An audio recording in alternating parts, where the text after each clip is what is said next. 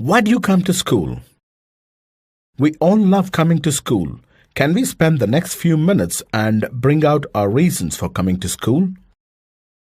To get into your choice of professions, be it doctor, engineer, scientist, architect, etc. To go abroad for studies and jobs. To earn well and take good care of your parents and family. Your mom forces you to go to school, to get a job that would help you earn a good money, to earn sufficient money to drive posh cars. We all have aspirations and desires of what we want to do in life, and schooling is the only means to self-development and achievements of our life's goals. How do you want your country to be? We all want our country to develop and progress so that it can provide equal opportunities and all essential things for its citizens to have a better quality of life. Development is a complex multi-dimensional concept involving improvements in human well-being. It not only includes economic welfare but also takes into account important non-economic aspects like more leisure time, access to health and education, environment, freedom, and social justice. According to Albert Einstein, all that is valuable in human society depends upon the opportunity for development accorded to the individual. Let us note down the development goals for a few categories of people. Imagine yourself as the individual in the left-hand column and describe the aspirations that the person will have. Schoolboy in a city going to a good private school. Some of his developmental goals will be good sports facilities, good teachers, computer labs, ICT-enabled classrooms, playstations at home. Schoolboys in a village going to a government school. Developmental goals for him may include regular classes, good teachers, good sanitation facilities, good meals in the school. Managers in a large private company, better salary hikes, best private schools for kids, big home in a good locality, nice car to drive are some of the developmental goals he may ask for. Farmers in UP dependent on rain for crops. He may look for irrigational facilities to remove dependence on rainwater, power for irrigation, etc. Tribal in Jharkhand, land to cultivate, other job opportunities, schools for their kids, clear drinking water are some of the developmental goals for a backward tribal community. Different people can have different development goals. Notion of progress or development is not the same for everyone and is largely dependent on an individual's life situation. In fact, what may be development for one may not be development for other. Let us look at a few real-world examples to understand this. The Narmada Dam project is a huge and ambitious engineering project involving the construction of a series of large irrigation and hydroelectric multipurpose dams on the Narmada River in India. Of the 30 large dams planned on River Narmada, Sardar Sarovar project is the largest structure to be built. The project will irrigate more than 18,000 square kilometers of land, most of it in drought-prone areas of Kutch and Saurashtra.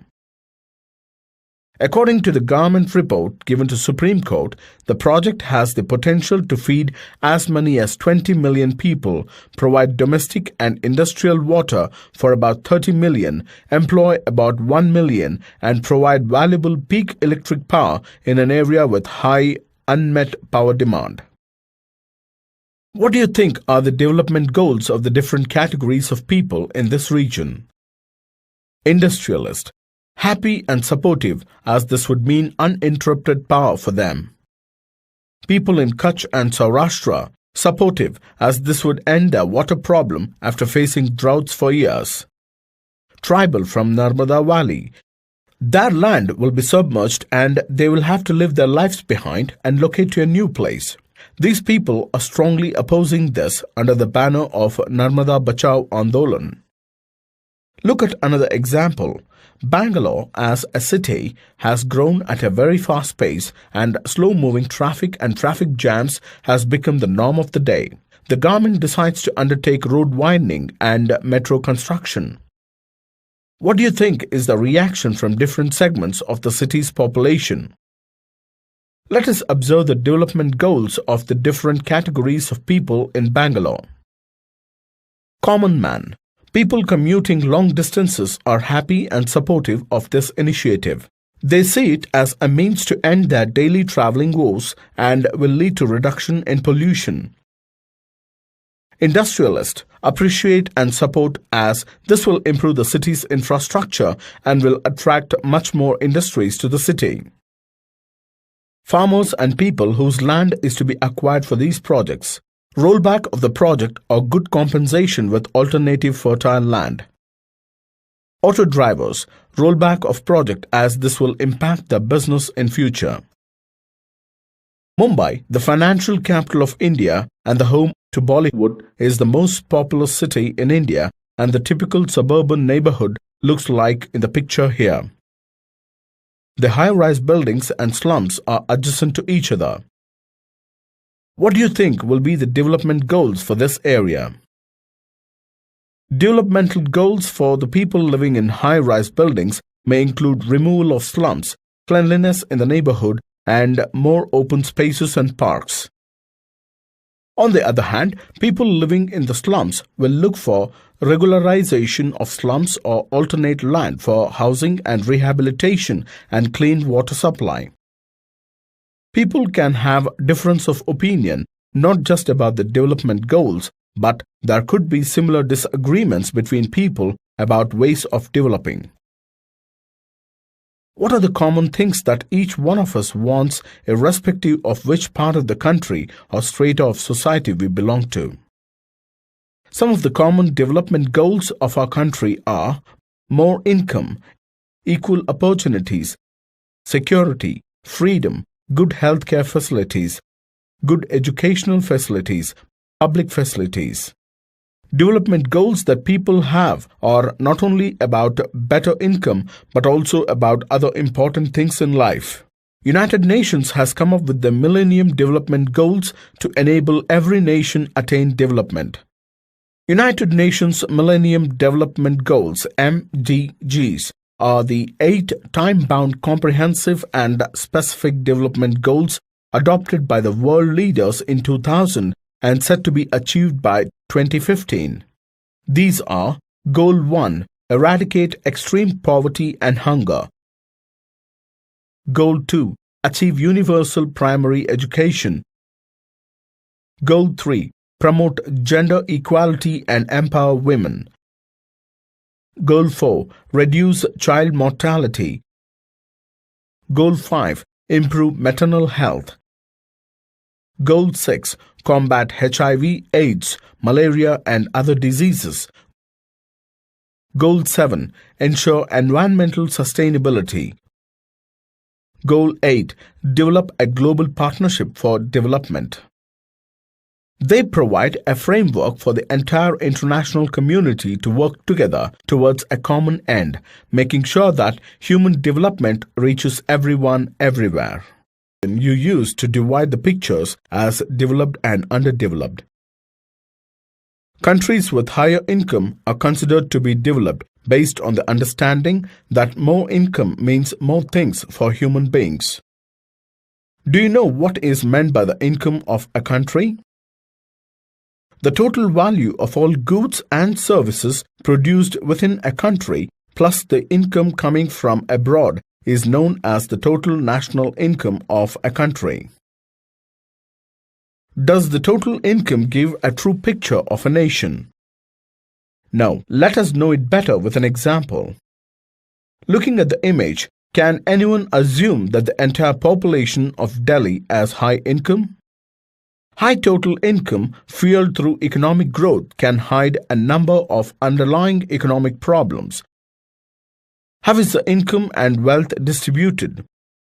Who is doing the spending, and will it trickle down to every level of society? There could be huge disparity in the country with a small population accounting for a large total income. Total income is not a very useful measure as it does not tell us what an average person is likely to earn. Income of a nation can be measured better with its average income, which is also known as per capita income. The World Development Report 2006, brought out by the World Bank, used per capita income as a criterion in classifying countries. Rich countries, countries with per capita income of Rs 4,53,000 per annum and above in 2004. Low-income countries, countries with per capita income of Rs 37,000 per annum or less in 2004. Our country comes under the category of low-income countries because its per capita income in 2004 was just 28,000 rupees per annum. Do you think per capita income of a nation shows the clear picture of development?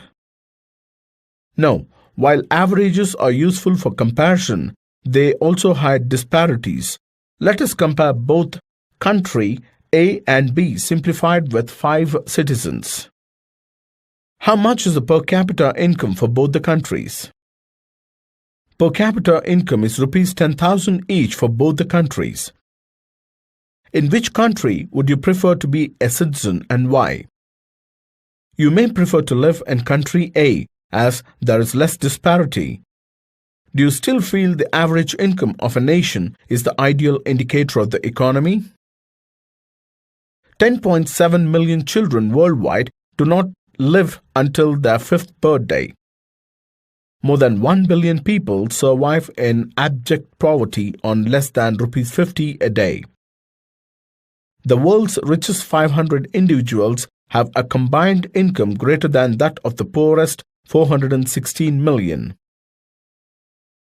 Nearly a billion people entered the 21st century unable to read a book or sign their names. 1.6 billion people, a quarter of humanity, live without electricity. There is a huge disparity in the quality of life that people lead, not only among the various countries in the world, but also within various societies in a country. A farmer grows the food without which the country will never be self-sufficient. These people make all the buildings, factories, and infrastructure required for the development of a nation. Why are these people working in a farm or work in construction still poor? What about their own development?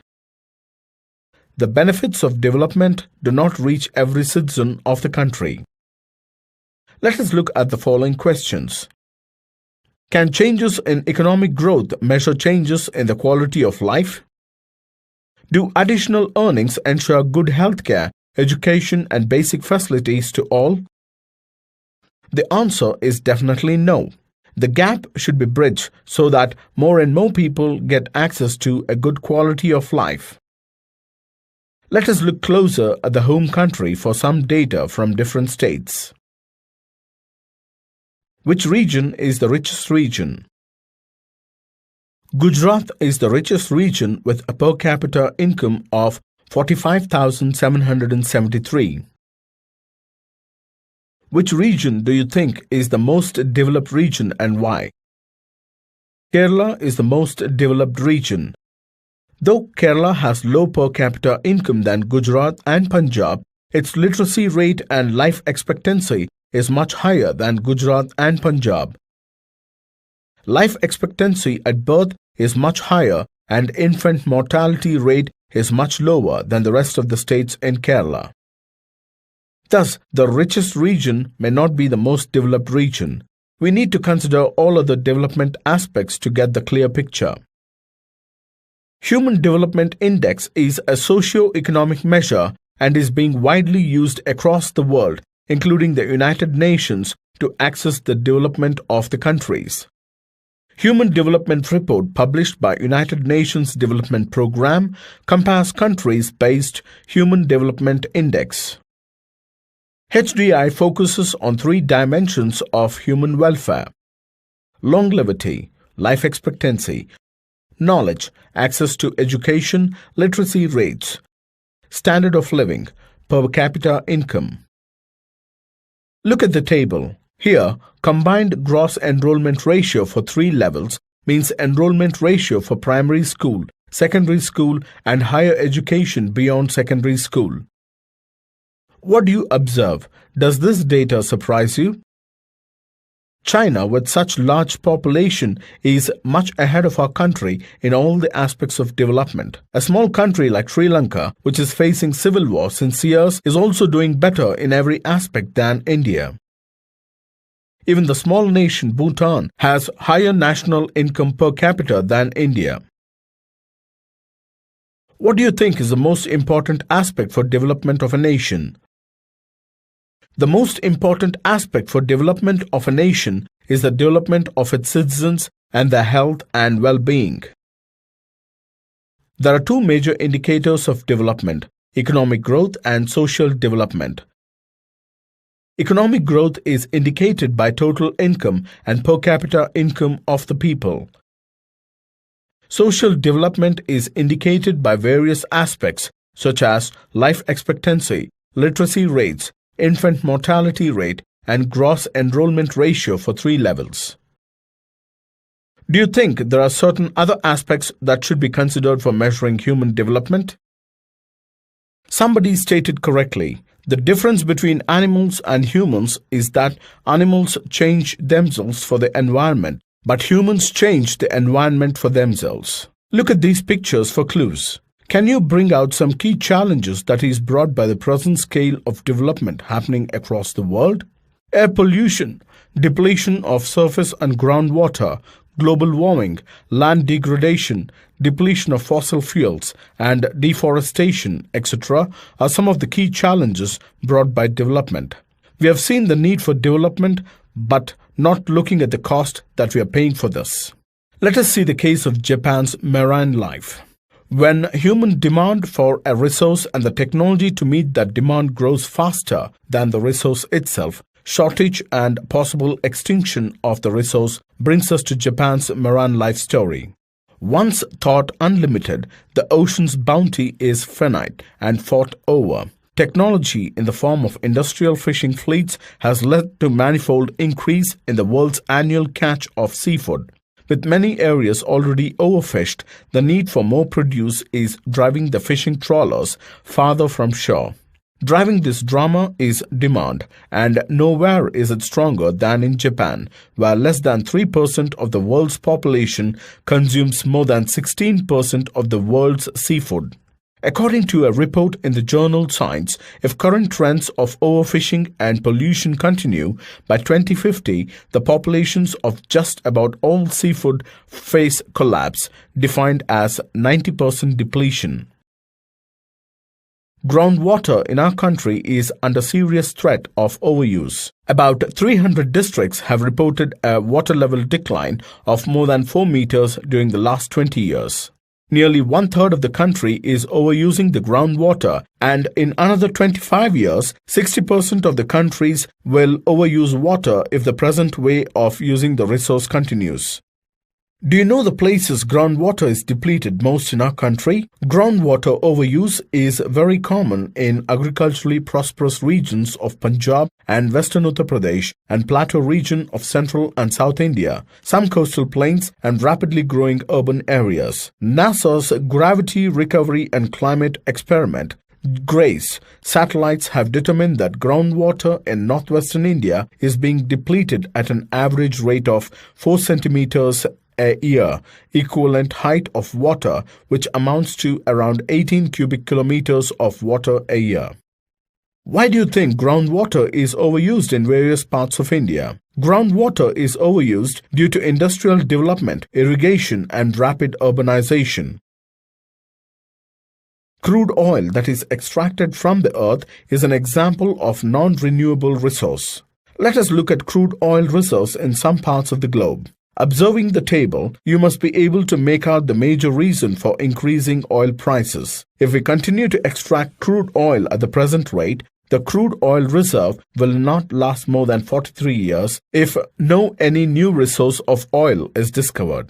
This scarcity of oil resource has resulted in a fast increase of oil price all over the world. Increase in oil prices has become a burden to countries like India, who needs to import 70% of its requirement. Let us think over the following questions. Is it possible to attain development without establishment of industries? Can you get a pollution-free environment with more industries and less trees? Can we maintain a fast lifestyle without using the car? How will we maintain the same lifestyle after 43 years if technology fails to provide us any other option? How do we achieve a clean and green world without compromising the developmental process?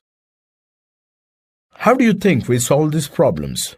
The answer for all these questions can be stated in 3 words. Sustainable economic development. Sustainable economic development is the only way to save our planet. Development should take place without damaging the environment, and development in the present should not compromise with the needs of the future generations. This can be termed as sustainability of development. Sustainable development is the responsibility of every nation and every individual. Who do you think is responsible for bringing sustainable development? Sustainability of development can be achieved only with combined effort of rich and poor nations, not by blaming each other. Sustainable development is the only tool to tackle a number of interrelated global issues such as poverty, inequality, hunger, and environmental degradation. There are lots of challenges involved in the process of development that is sustainable and not damaging the planet. As developmental goals are different for different people, the meaning of sustainability varies as a large part of humanity around the world still lives without access to basic necessities.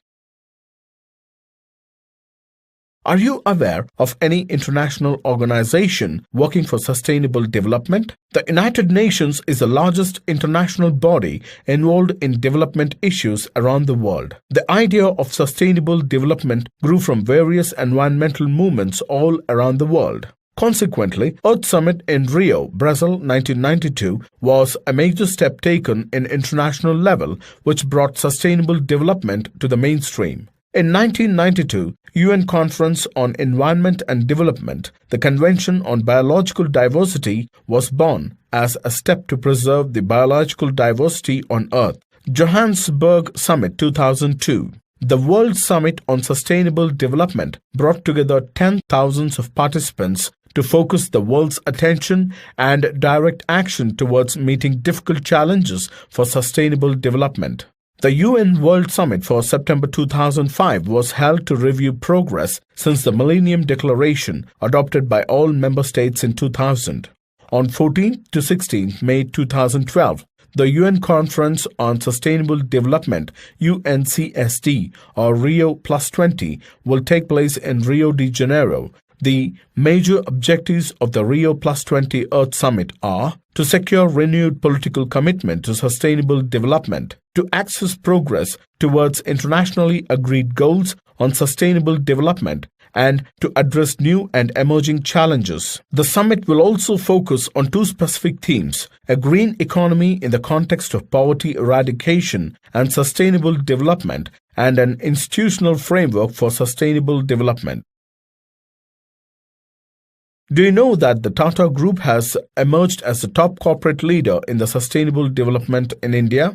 Tata, along with some other Indian multinational companies, launched India's first sustainability index in 2008. The index is meant to assess the progress of businesses on sustainable development. The sustainability index was based on a survey focused on questions related to long-term economic growth, education, employment creation, health, corporate, government collaboration, land and displacement, natural resources, climate change, corporate governance, solid waste and water. Walmart, another leading multinational company, focuses on the following environmental goals: to be supplied 100% by renewable energy, to create zero waste, to sell products that sustain people and the environment. Walmart hosted a global sustainability milestone meeting in October 2010 in Bentonville, Ark, and announced new initiatives to support sustainable agriculture around the world. As per the report by UN Environment Programme in 2010, India was ranked 8th in the world in terms of investment in sustainable energy. India invested around $2.7 billion in sustainable energy in 2009. Wind energy attracted 59% of financial investment in clean energy in India.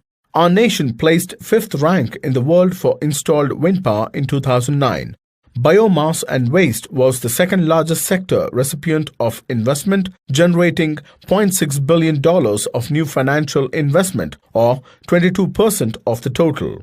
India has been ranked 9th in the tree planting roll of honor in 2009 in a campaign to plant 1 billion trees launched by the United Nations Environment Programme. Though there is a lot of challenges involved, development without damaging the planet is very much possible.